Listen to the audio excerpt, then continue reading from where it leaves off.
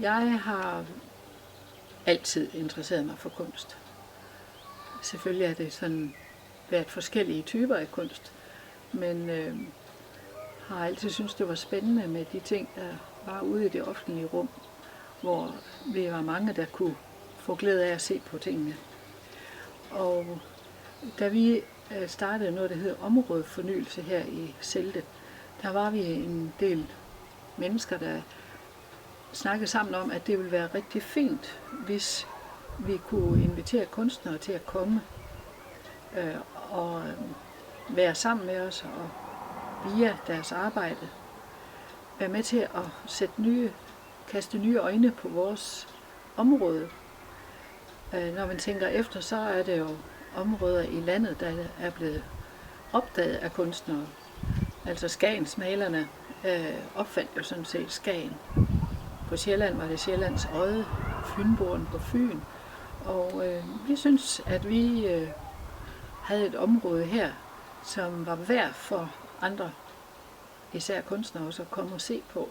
Og hjælpe os til at få vores egne øjne op for, hvad det var for et sted, vi bor. Og heldigvis så er det lykkedes jo ud over alle grænser. Vi har fået så meget her til stedet, og det er jo så heldigvis ikke kun mig som kunstinteresseret, men også andre, fordi værkerne jo helt klart taler til os.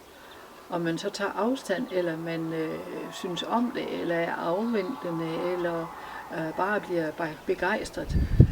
Under alle omstændigheder, så gør det noget ved os, og vi får det, jeg især føler, vi har fået, det er, at vi har højere til himlen nu. Vi er klar over, at der er mere end bare det trivielle. Kunstnernes værker har været med til at vise nye sider. Hvis jeg nu nævner soklen, der fortæller historien om, at der har levet et liv i et hus på det sted, hvor der nu er en sokkel. Den tid er passé. Vi kan fortælle om de mennesker, der boede der, men den tid er forbi. Nu er der så til gengæld et kunstværk, der fortæller os, at vi er i en ny tid, og der vil også være en ny fremtid, hvor vi så må finde ud af, hvordan skal den nu forme sig. Og det er de forskellige kunstværker, der er med til at fortælle os om. Så det er en uendelig stor gave, vi har fået, og det er blevet meget, meget mere, end vi i vores vildeste fantasi havde forestillet os, da vi var så heldige at få indskrevet i vores projekt Områdefornyelse, at der skulle være et punkt, der handlede om kunst, og hvordan man involverer mennesker i det. Så nu er det spændende, hvad Grasslands fører med sig. Det er jo så det, vi er i gang med nu. Og samtidig så er vores skulpturlandsbyprojekt slet ikke slut endnu, så der er rigtig meget at glæde sig til.